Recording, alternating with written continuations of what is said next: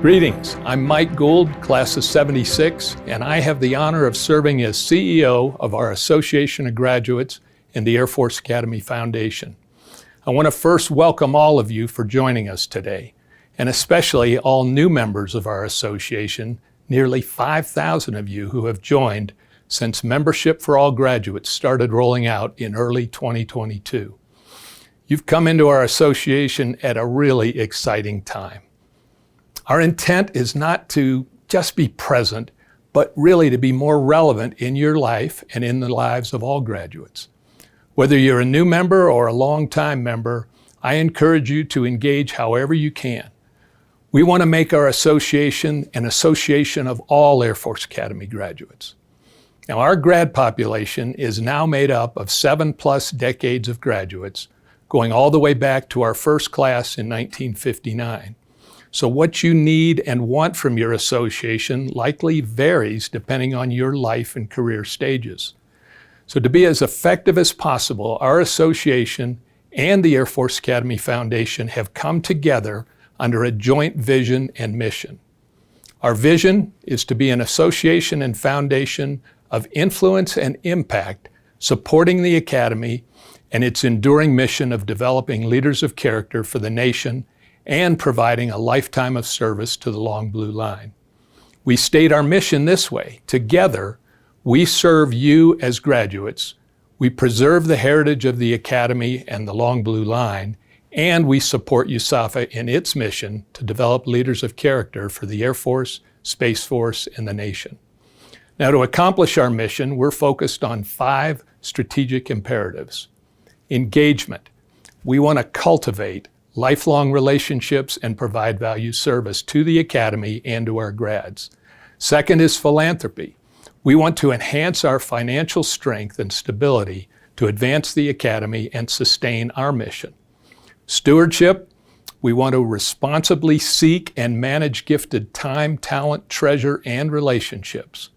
Communication. We're dedicated to telling the story of our Academy, our graduates, and our mission with our words and actions. And finally, organizational excellence.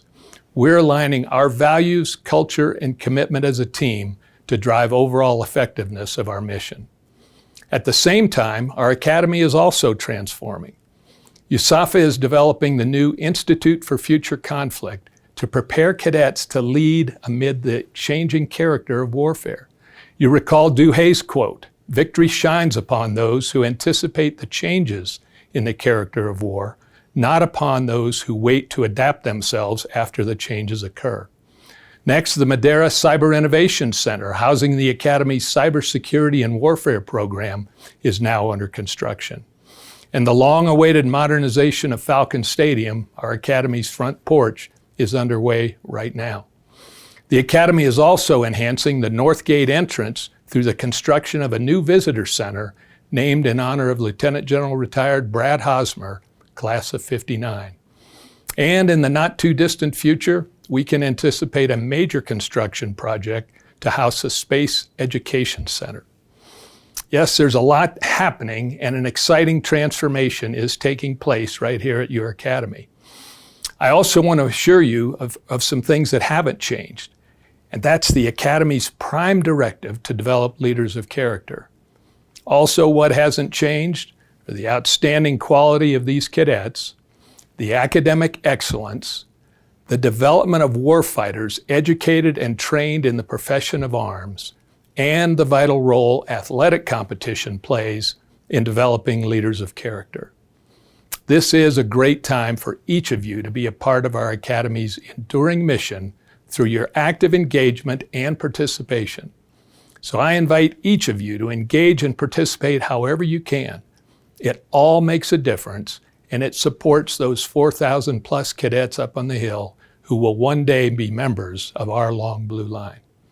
So in our time together today, our team will introduce you to ways you can engage and have a lasting impact on this important mission.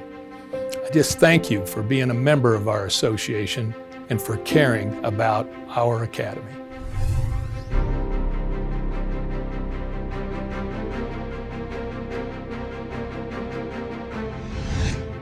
Welcome to our studio here in Doolittle Hall. My name is Mark Hilly. I'm a member of the class of 1997, and I have the pleasure of serving as the president of the Association of Graduates and the Air Force Academy Foundation. Thanks to General Gould for that great introduction. I'm here this afternoon with colleagues Navir and Kelly. Great to have you here. Thank you. Thank you. Glad to be here. Yes. We're going to have some fun talking about an update here from Doolittle Hall on our association and the foundation. So let's get into it. How about that? So I'll start and give a little bit of a summary of what I think our last year really looked like. And last year, in my view, was a year of reflection and of change. Really, when you think about what we accomplished last year, two things stand out. First, the organization opened its doors to membership for all graduates, which, thanks to our board and donors and members over the last 50 years of this organization's life, we've been able to open up membership to all graduates for the first time at no cost, which has really transformed how we engage with our future members, especially our cadets that are here. The second thing we accomplished in the last year, which I think was transformative and has given us pause, is we conducted our first survey of our graduate community in 15 years. And we've learned a lot from that survey, and I know you're going to talk about that in just a little bit. But I'll do a quick task of distilling out what I think in those 13 or 1,400 pages of feedback from our graduates, with all the data points and all the comments, what I think we learned from our graduate community this last year. And it comes down to two fundamental points. First, that we need to be both present and relevant in the lives of our graduates. And while we've often been present, I think we have as an organization, at times I think we've fallen short of being truly relevant in the lives of our graduates. And so one of the things I think we're working on is how do we reframe our programming in the years to come, to really be essential at those key moments of transition in the lives of our graduates. The second thing we learned from the survey is that we have to focus our attention, our programming, and our resources on our younger graduates in the last decade, and that includes, incidentally, our cadets. But when we think about securing the future of this organization and support for our academy, support for the graduate community, we need to focus on that group of our graduates. That means we've got to do more with engaging graduates on active duty in those first critical assignments, as well as working with our graduates maybe in those first career transitions. And I think you've got a story about that in just a little bit. Got some great things coming up. Yeah. So that's really the summary of our last year. It was a year where we opened our doors to 5,000 new members, and it's a year when we opened our ears, hopefully, to the input of 9,000 plus graduates as they told us how they would like our association to be more engaged in this institution. So the conversation over the next 45 minutes or so is both to give an update, and then we've got some questions we're going to take here at the end of this time. Yes. And hopefully the outcome here for our group online is that there will be a feeling of better understanding, engagement of what we're doing right now. Feel like there's an update on things here in Doolittle Hall, and with that, an invitation to reach out and be in contact with us and let us know how we can help. Right. So let me say one more thing before I pass it on to you, Navir. And it came to me as I was thinking about the challenge at every college or university in the country trying to connect their graduates with their institution. And I've served a number of different schools over the years. Kelly has. I know you've worked in similar fields as well. And it can be a challenge sometimes, I think, to find a point of connection when you've got a big alumni population. And sure enough, here we are 60 plus years in, and we've got more than 50,000 living graduates from all different corners of the country with different perspectives, having served in our Air Force and now Space Force in every job you can imagine, serving around the country and around the world. We're a diverse, broad, interesting group, and yet I think we've got an advantage packed into this graduate community, and that's that amongst all that human difference, we have a unifying sense of purpose here. We take an oath to support and defend the Constitution, and really it's embodied in our second core value, service before self, that our oath is about serving country above self.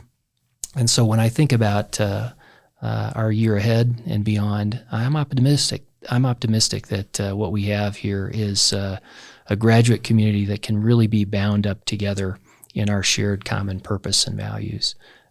So with that, Navir, I'll turn it over to you and take it from here. Well, thank you. And I'm excited to be here with Kelly and Mark today. If you'll allow me, I'd like to just take a moment to get to know you a little bit better.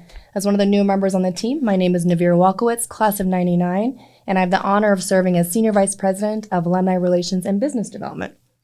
What you may not know about me is that I'm actually from a long blue line. My dad was a 79 grad, my uncle's 91, my brother's 06, my sister 07, and my son is a preppy, hopefully to be class of 27 and another gold class like his mama, which is always a great thing here. So, but, I wanted to share a little bit more about me because I think it's really relevant to this position. So part of my history, after I graduated from the academy, I spent 7 years active, and then I transitioned to the reserve force, realizing that I wanted to be able to do other things. So I went into the private sector, worked for TD Ameritrade, really got my feet wet on the outside. And all of that time, I never once came to RAOG. Not once. I didn't think about it. I didn't lean in and kind of figured out the way in these uncharted waters on my own, which was painful. The first time I actually thought about the AOG was 20 years later at my class reunion when I was on the reunion committee. And I realized all the things that I wasn't tapping into. And I realized that it was a missed opportunity and something that I wanted to be a bigger part of. So why am I in this role? For a couple of reasons. I think that I've been in many of your shoes. Many of you have walked the path of active duty, which I did retire as a lieutenant colonel in the reserve this past year.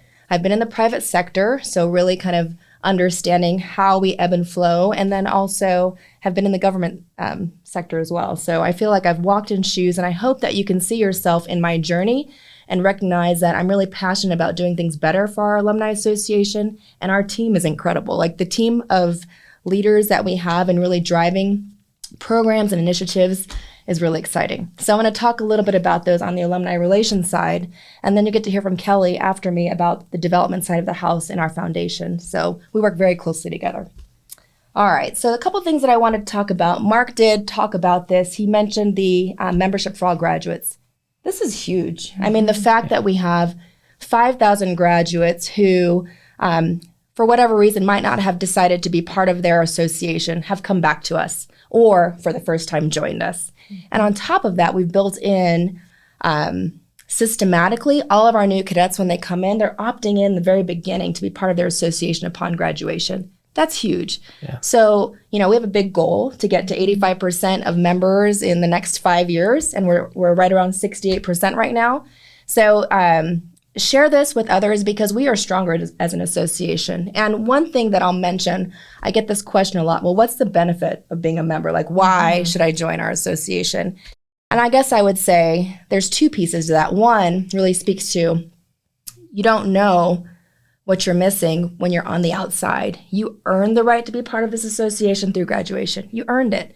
And your voice is what drives this association forward. When I think about the long blue line, it's only as strong as the voices of our graduates, right? And so we need you. And then the other piece of it is, selfishly, my son is a preppy, and I think about him in our long blue line, and I really want to be able to be part of how we forge the future better for our future graduates. So that's one of the biggest benefits, and we'll talk about more, and perhaps there's some questions too we'll answer. I also wanted to touch on the survey. So we had almost 9,000 graduates take the survey, and let me tell you why that's important. Not that we ever compare, but we do look at our sister academies, and I think in the same time frame, Navy did an alumni survey. Naval Association did an alumni survey, and they hit, I think, just over 6,000. And we said, if we can get over 6,000, we're doing something right. And to get 9,000 graduates to come back and really give us 1,300 pages of feedback, it tells us a lot. It tells us that our grads care. It tells us that we have work to do. And some of the programs that we're going to do, I think, are really getting to that. So let me talk about the alumni relations team. The biggest thing that you should know is this team is made of people that are really connected to our academy. We are broken into 3 tranches. We have memberships and sponsorships, which is led by a parent from a class of 25 cadet. And so she is truly understanding that the ticket to being a part of the association is being a member. And she's really looking at how her team gets the benefits out there, understands what our grads are needing. And not only that, when it comes to sponsorships, who are we working with that's helping us really carry out our mission? So Katrina Clayton is a senior director there, and her team are doing amazing things. So if you're not a member already, be sure to opt in for your membership at no cost. Secondly, we have alumni programs, and that's led by a 98 grad. And, we won't hold that against her. There's 97 here. We're really not sure about yes. that. So, but Felicia Recker, 98 grad, is also extremely passionate about the way we've been doing things. And when I think about alumni programs, those are the cyclical programs we have, our reunions, our legacy programs, working with our 50-year class, which is the legacy class, and really connecting the dots where our graduates and our cadets feel connected right from the get-go. She's working extremely hard to make sure that we're connecting those dots and that our cadets are understanding the role of the association long before they're graduates. And so when they come into the fold, it's not before the 20-year reunion when they think about us, right? And one thing I should mention about alumni programs, by the way, this one's huge. One of the things Mark mentioned about needing to get younger and be more relevant is we recognize that, and we have young alumni as a specific program in this world, in this realm, and it's run by a 21 grad, which makes me really excited because she's super passionate about our academy, and she is very connected to our young alumni. So if you haven't checked that out, there's more to come on that, and I'll talk about it, I think, probably in some of the Q&A. The last group that is under my umbrella is alumni engagement. And this is probably the big one because this is how you see, feel, connect, touch our group, right? So we have different ways we connect through groups, our geographical located chapters, and then our special interest groups, also known as affinity groups. Those are the biggest ways we connect in that capacity. And then how we connect. From the survey, graduates said they want to have a place where they can go to help each other, to connect with cadets, and to really make a difference. So coming this year, we have an alumni portal. It's going to be called the Academy Portal. So more to come on that. And we'll be rolling out that in a tiered fashion so that we can really make sure we don't just ask you to come, but you're there and there's a purpose and there's a value add. That's really important. And then the other piece of that engagement side is events. So we have all of the ways that we reach out and connect with you across the globe. We want to make sure that you know about those events, and we have some really exciting ones. I'm going to highlight 2, and then I promise Kelly I'll stop chatting so I can give you the mic. I'm just so passionate. I'm so excited. 2 that you should be aware of. 1, we have what's called first year departure. We didn't have this, Mark, when we were at the academy. No. They didn't send us off on our way as second lieutenants and say, here's all the things you need to be successful. Well, this is happening now at our academy. First year departure is when they bring in all the firsties and helping organizations, including the association, the foundation, and others that care, like cooking classes and realtors, should you buy a house, etc., all come together. Well, we're tying that to a Young Alumni Conference. This has never been done before. This is something that we're making a conference because we recognize our active duty grads can actually take permissive TDY. Hint, hint. If you read this or hear this, you'll want to take part in that. But this is a way to connect our young alumni with the soon-to-be second lieutenants and really get back into the to the Alumni Association. So we're really proud about that. And that kicks off what's called our bookend reunion of our young alumni. Every year, we're going to have the opportunity for graduates from 0 to 5 years from graduation come back to their academy. So if that first year doesn't work out, it's okay, come back the next year. Or whatever makes sense for you. We're going to offer you transition support. We're going to talk about what it's like to stay in and serve for 20 plus years, what it's like to transition and get out after 7, et cetera, et cetera. So it's going to be a really great value add. Another big event I want to share with you is Long Blue Line Weekend. This is really, really exciting because we learned from March Back this past year that grads want to come back and they want to connect with our cadets. Well, what a better way than to invite everybody to come back around a time when it's warm. It's not around, it's not cold. It's not necessarily a reunion. It's like a homecoming. And we want to invite you. It's going to be in late July, more details to come. But this is an opportunity for you to get back together with other graduates and cadets. So those are the two I really wanted to highlight. I think I'll pause for now because I feel like I'm stealing the floor. I apologize. Navir, that was a great update. Okay, thank you. Yeah, thank you very much for that. There's a lot going on. Yes, and, so much.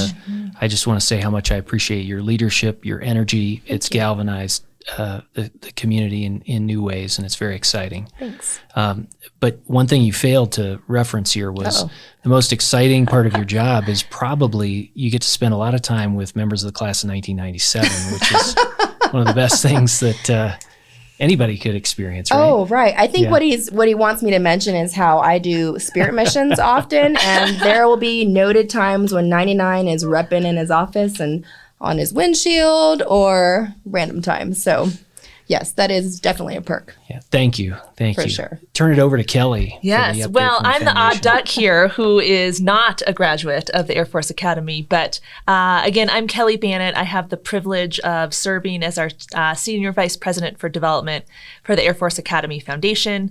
I joined the team not long after Navir in the fall of 2021. And I'm thrilled to be here. And my goal today is really just to remind our graduates where philanthropy has a place in their engagement, whether it be with the AOG or with the foundation, and as their time as a graduate. And as you all know, today's cadets face a complex world, right?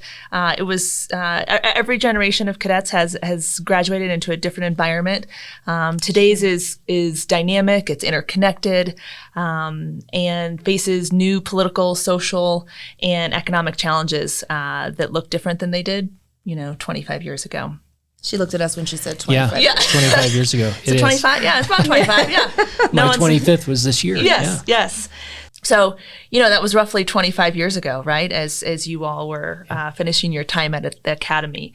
But as an academy, we are really here to prepare the next generations of leaders of character with intellectual capacity, strength, and resiliency to meet the challenges of today.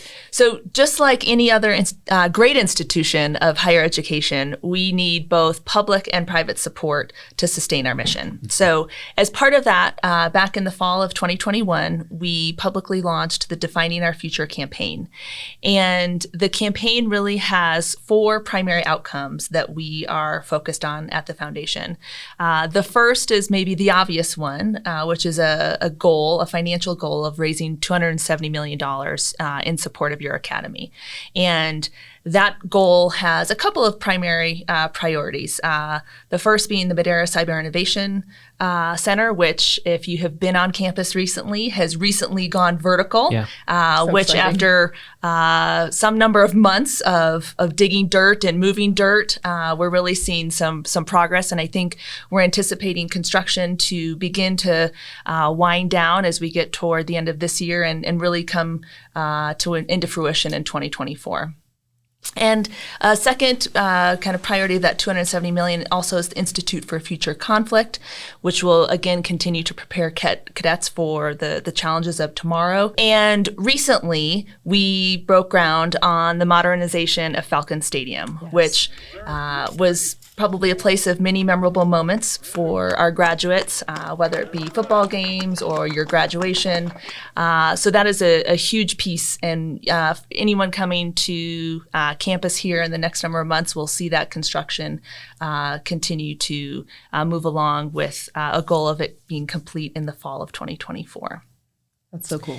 Yeah. And not to be forgotten as part of that overall goal, both annual and class giving are key components of our efforts. So when you talk about connection and your 20-year reunion or your recent 25th, class giving has a real opportunity to create a legacy not only for your class, but for current cadets, right? So, for example, we recently dedicated the HH-3 helicopter this fall, which was supported by a number of people, but in particular the class of 1981. And so class giving not only create a legacy for your individual class, but has a real impact on our cadets.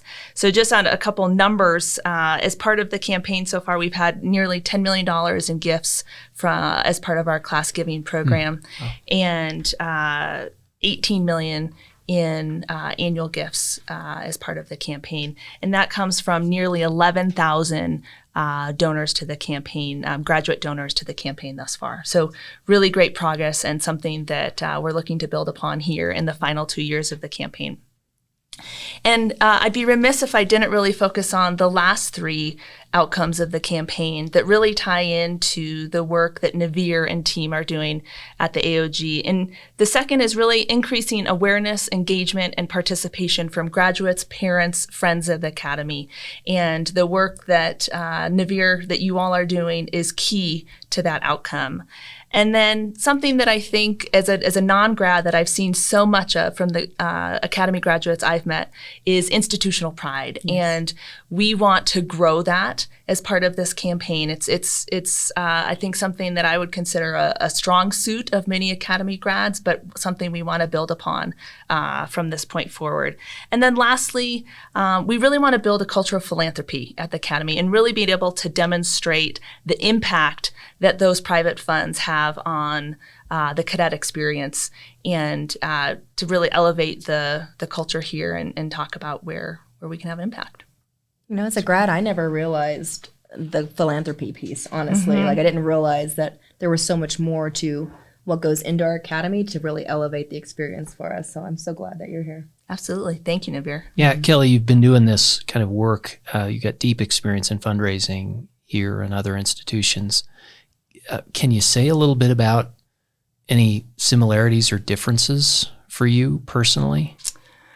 Personally, I would say, and maybe something I just mentioned, the passion that graduates and parents and friends have for this place is special. That is, I think all graduates typically, have a fondness for their alma mater, but I think it is unique to the Academy, the passion and the pride that I see that carries, whether it be 5 years out or 50 or 60, it's been impressive to me and something that I've really enjoyed as I've had the opportunity to meet more grads and spend time with them.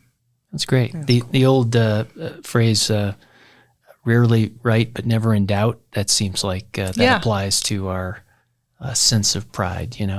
We care a lot. We're There's excited. A lot of care. Yeah, absolutely. And great. Well, thank you, Kelly. And I think now we're going to go to some questions. We've got some questions from the group, some that have been submitted online, some that have been submitted beforehand. And we're going to get to those questions now. If we don't get to your questions, we're going to be following up with folks by email and phone. So we want to make sure we get your questions answered, and we want to connect on the topic. So Kelly's going to read the questions, and we're going to try and handle these here. All right. Excellent. So Navir, I think this first question is for you. Okay. So my husband recently passed. Is there a way for me to stay connected with the Association of Graduates as a surviving spouse? And before you answer, we're just so sorry for your loss. Thank you. Yes. So it's actually a really good question. Thank you for asking that, because I think we haven't really done as good as a job in actually creating some real, I guess, programming around how we take care of our surviving spouses. So this actually, I know my team has been working on this very closely. And so, for example, our surviving spouses do get continued benefits when their husband or their wife passes. And they'll have the opportunity to stay connected with us. We actually are going to be doing care calls 1 year post the untimely passing. We want to make sure that you still feel connected to the Association of Graduates, to the family. And we want to make sure you're invited to all the reunions and everything as normal. So absolutely, we want to make sure that our surviving spouses feel like they're part of the family, because they are. Excellent. Yeah. It's an important question, and it gets at something we talked about earlier of being relevant, and being there during a time of need for a family is an important thing. And so providing additional support for families as they're laying their loved one to rest here at the Academy Cemetery is another part of what we're working on. Right. So that's an important question. I'm glad it came up. Yeah, me too. Okay, so this next question is for me, which is, I'd like to contribute exclusively to the future maintenance and repairs for the Air Warrior Combat Memorial. Do you have a way for me to do so? The answer is yes.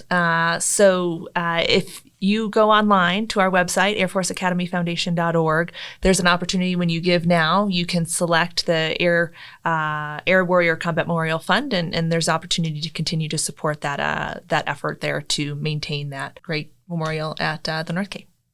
There's so many funds we can actually contribute to as Absolutely. well. Right? I didn't realize how many. Yes, when you search, actually, you'll be surprised how many are there. There's I don't know what the number is off the top of my head, but it's I think it's close to 400 Yes, different and- funds now. yes. Something like that. I think that's great though, because graduates are tied to our academy for so many different reasons, and to be able to give back in a way that's really meaningful personally, I think is important. So, Yeah. Yeah. that's cool. That was a good Absolutely. question. Yeah. There's plenty of class funds. There's the Air Force Academy Fund. There's athletic funds.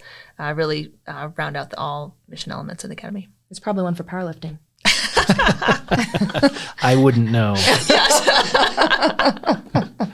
Go back to my glory days. Oh, I love it. So moving to the next one, this is supposed to be an association for graduates and not just focused on cadets. What do you feel is the value proposition to alumni, especially to separated grads and those who do not live close to the academy?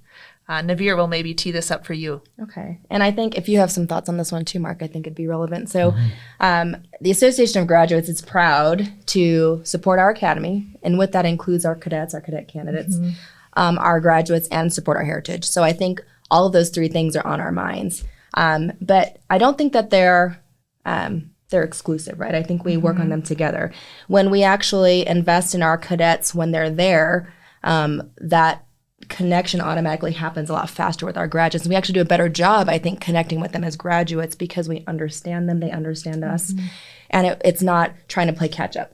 So the second half was about how do we stay connected if they're not here? Is that Yes, what it was? particularly separated grads and those who do not live close to the academy. Okay, so I kind of fell into this category. And so I think one of the things that we're doing is we're really trying to meet our grads where they're at, right? So it's not focusing on everything being at the academy, but we're doing more things out where our graduates are. You'll see some of these young alumni events out across the country. You'll see we're really focusing our chapters, trying to support our chapters to bring in the grads together because we recognize that not everything happens at the academy. While we want you to come back here, we'd rather just be relevant in your lives and present with you where you are. And that's probably one of the best things we can do. So I think that's probably the biggest way we're doing it right now is focusing more efforts on outpouring into our chapters and our affinity groups, and we're meeting our grads where they are. Yeah, and I think some of what we need to do is find ways to join up with what graduates are already doing Right. in their communities with one another, and that's part of our need to find our way into the active duty circles, especially in those first couple of assignments where people are connected, they have community, and it's in the Air Force and Space Force, Right. and it's in context that matters to all of us. But how do we find ways to join up with that, and not just for the purpose of drawing attention or a resource back to the academy, but so that we can add value and bring something that matters to our graduates in those important moments. You brought up something really great because we just recently had one of our checkpoints reporters go to Germany. And the whole point was to actually do an article on some of the grads in the area. Mm-hmm. And what was interesting is we actually have a Ramstein chapter there. And even though many of the active duty grads were in that area, many of them didn't know about the chapter. So that just kind of shows the power of connecting our active duty community with the graduates in the area and really, trying to work better together on that. So, yeah. Excellent. Now, this is going to be a tricky one.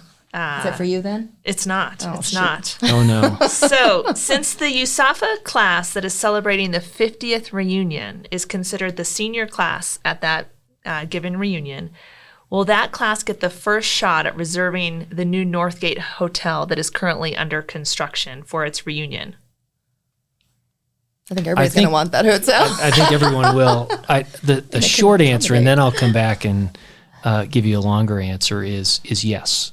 The answer is yes. The 50th class, our legacy class, has first priority at our reunions, and beyond that is something we're talking about now with our class senate and trying to get a better understanding of beyond the 50th reunion. Mm-hmm. Do we want to give priority to some other reunions where we're trying to bring people back? A good example is the 10-year reunion, right, where we may want to incentivize the opportunity for those graduates to come back. But the 50th, yes, is our legacy class and has priority and will continue.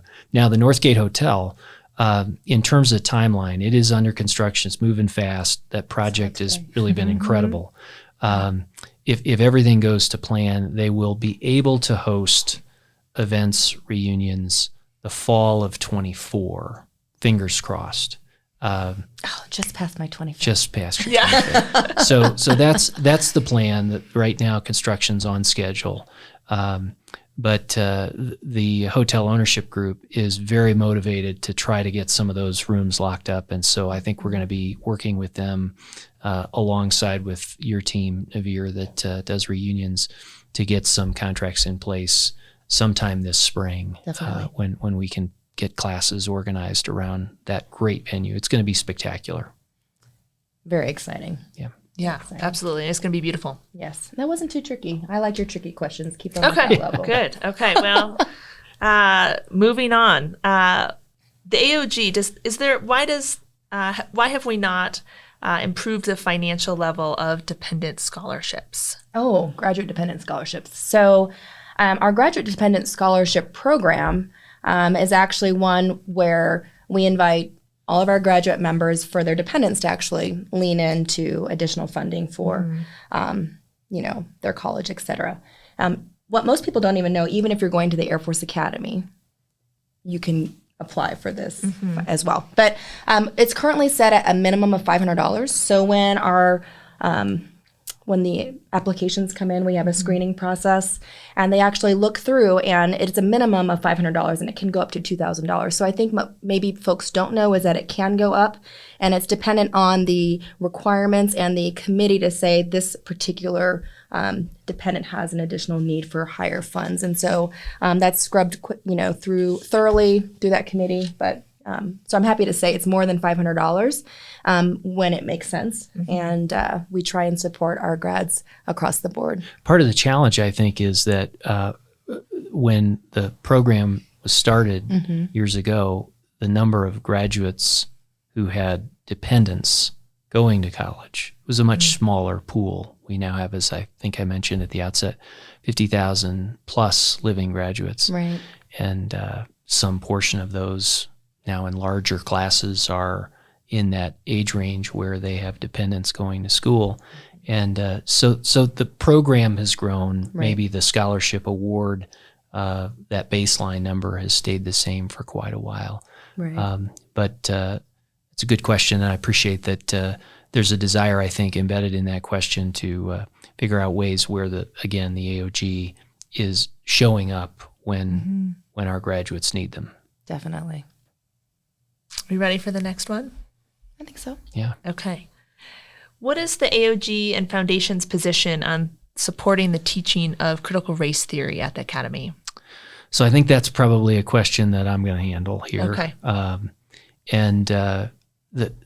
I'll answer the question based on how it was asked, which is what are we at the AOG and the foundation prepared to do? And what's first important to note is that both the AOG and the foundation have some clear guideline that we're a positive and supportive partner of our academy, and we don't make public pronouncements on policies of the Air Force Academy or the Air Force and its leadership. And that's an important approach that we've continued to maintain for decades now. That being said, we have an important role in both bringing in and passing along graduate feedback, and then providing response from the academy to our graduates. So our posture here is not one of don't ask us questions. We're not interested in controversial topics. While we're not taking positions on them, we are heavily involved in this discussion. And on this discussion in particular, over the fall, I think it was clear that the issue of diversity, equity, and inclusion was on a lot of people's minds. And here at the Academy, that was a flashpoint as well. And because of what I referenced in terms of our role in both receiving graduate feedback, passing it to the Academy leadership, and then bringing back from the Academy, what is the position? What's the reality? What's the future look like? We worked with the Academy, and thankfully the superintendent was open to producing a video series. Your classmate, Heather Ubaraga, was kind enough as a third-party moderator, someone who was deeply interested in the future of the Academy, but not part of this group, and embedded here in Doolittle Hall, came in to host that conversation. And if the group online hasn't seen it, I'd encourage you to go online to our website and look it up. It's a 3-part series the superintendent did. But we also covered this topic in checkpoints in this last issue, and we'll continue to engage on subjects that matter to our graduates. And I hope what it does is continue to encourage feedback, encourage connection. Let us know what it is that's concerning you. We may not always have the exact answer you want to hear, but we will pick up the phone and we will have a conversation. Shoot, you can call one of the three of us anytime, I think, and discuss it. Excellent. Yeah. Thank you, Mark. You bet. So I think the next question here I briefly touched on in my previous remarks, but I think folks are wondering how's the Madera Cyber Innovation Center progressing, and I think we're moving along. As I mentioned, things are vertical. You can see some real progress at the construction site, and things will be moving toward completion late this year, early next year, and we're anticipating that folks will be able to move in that building in 2024. I saw the foundations for the spiral staircase going in the other day, which seems like it's getting exciting. Yeah. We're getting close. Yeah. Navir, you're up. Okay. Okay. I'm in the hot seat. You're in the hot seat. All right. This one, I think this will, this one's not a softball, but in light of membership for all, how has graduate participation and support of alumni events changed? Okay. So I would say that it's starting to pick up some traction. It's never as much as I think that we would all want, because then that means that more of our grads are coming back to our association. They're being part of things again. But where we've seen some exciting engagement numbers grow are when we're doing things like our Service Academy game weekends in Texas this past year, when we got back the Commander-in-Chief's trophy.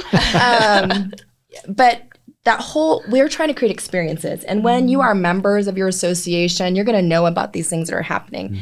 And we had 1,000, plus graduates, cadets, family members, supporters all together.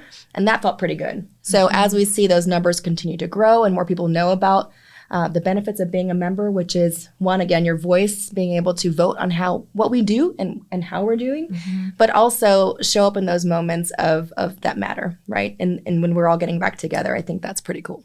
So I would still like that number to grow. Remember, 85%. So join. Excellent. Maybe with the mention of Service Academy games and football, I think one of the questions has been with the recent groundbreaking on the modernization of Falcon Stadium, how will games, if at all, be impacted next fall when the stadium is under construction? And I think at this point, games will go on as is. There'll be some impact to that eastern part of the stadium. But we are looking forward to, home games as usual next fall. I will maybe make a plug for, we'll be playing Army up in Denver at the Broncos Stadium on Saturday, November 4th. So mark your calendar.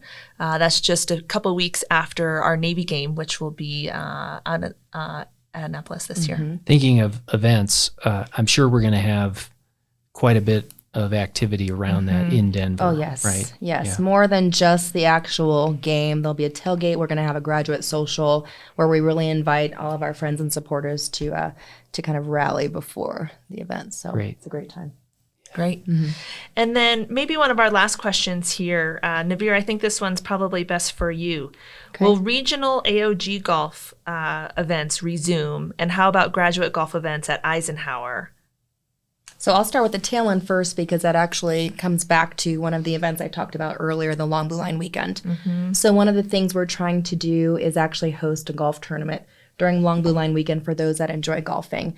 And I think as far as regional golf events, while the AOG won't necessarily lead them, chapters are always encouraged to host events that make sense in their areas. And so there are certainly some chapters that do them. And if we can ever be a partner in helping you to connect with someone who's maybe wants to do a golf tournament in their area, we can certainly support in that aspect, connecting those dots, and potentially showing up if it makes sense. But you're never, there's never a non-opportunity for a golf tournament. We did take a class, after all, at the academy, right, to be able to golf. Yeah. So there should be golf. I think Mark could speak about the North Texas golf Yes. tournament this fall was quite a little bit of rain. There's a little bit of rain. Something, like 3 inches and 3 holes. It was a lot. Yes. I've never seen so much rain.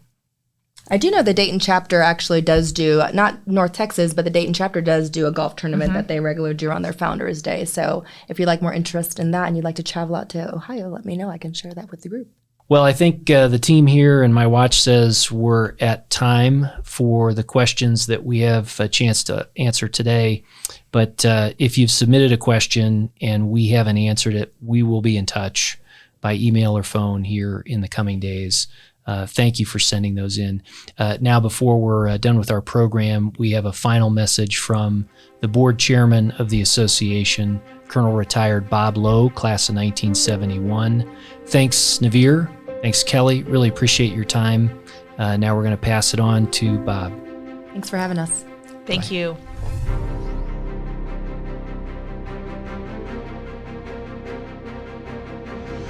Hello, graduates. As Mark said, I'm Bob Lowe, class of 71, chair of your Air Force Academy Association of Graduates Board of Directors. I'm the proud father of 2 graduates and career Air Force officers, Matt from the class of 95 and Patrick from 2001. Also the father-in-law of Dr. Kendra Marks Lowe, 2001. I understand I'm the last speaker in this event, and I'm standing between you and blessed silence, so I'll keep this as brief as possible. Today, I'd like to take a few minutes to discuss the AOG Board of Directors, review some recent board accomplishments, talk about the AOG election that just kicked off, and outline how you can connect with our directors. The AOG Board of Directors consists of 16 members, 11 are elected, 4 are appointed, plus a president of the Class Advisory Senate. Directors are term limited to 2 consecutive 4-year terms. The purpose of the board is to serve and represent the long blue line of graduates and support our academy. We provide governance for the AOG staff, oversee and assess their performance, make decisions about important issues, and lay out high-level strategy and guidance. Some of our recent major board accomplishments include directing free membership for all graduates. I'd like to take this opportunity to personally welcome the more than 5,000 new members since Membership for All Graduates was implemented, and thank the grads who, like my sons and I, previously paid for a life membership. Your financial support allowed us to achieve the solid financial position where we could do the right thing and welcome all graduates to the AOG. The AOG board has recently provided much needed financial backing to make the Northgate Visitor Center and Hotel a reality. We put significant skin in the game. This project has been a dream for many years, and a lot of folks worked very hard to make it happen. We believe you will love the Northgate Visitor Center and Hotel when they open in late 24. The board has now implemented a single CEO, single president, and single CFO to lead the AOG and foundation staffs. This will give us better efficiency and coordination in our mission to support the graduates and the Academy. The AOG board continues to work ever more closely with the Academy Foundation Board. To put it simply, the AOG is responsible for fundraising, and the foundation is responsible for fundraising. The AOG and foundation each have a separate, independent board of directors. We have at least one joint meeting of the two boards per year. Directors frequently attend each other's board meetings. I have a close personal relationship and talk frequently with Jack Kutra, the foundation board chair. Our joint executive committee also meets frequently to discuss common issues. The AOG and foundation will continue to work closely together to support our graduates in the Academy. Another initiative is to achieve much closer contact with the cadets. Until recently, we had legal restrictions on AOG contact. You've got to love the lawyers. I say that while acknowledging that both my brothers were lawyers. Now that those legal hurdles are behind us, we will actively support cadets throughout their academy experience and share their significant milestones. There's no reason for a cadet to graduate and not know the love and support they have from the long blue line. That brings me to our AOG board election. Hopefully you've already received your electronic ballot. We are electing 5 director positions. In my view, a healthy board has a couple of directors representing each decade of graduates with a slight tilt toward the more recent classes. We also encourage more active duty directors since almost 50% of our graduate community is still serving on active duty now. Please make your voice heard and vote. If you would like to contact any of our directors, catch us at an Academy event or send us an email. All our email addresses are listed at the AOG website, usafa.org. We will make sure your feedback gets to the AOG staff and Academy superintendent if needed. In closing, I would like to salute our exceptional Class Advisory Senate. All 63 graduating classes have a senator. Class senators have an informal information network within the class to get the word out, provide feedback, and take the temperature of the class on key issues. If you don't know your class senator, you can find their contact info at the AOG website.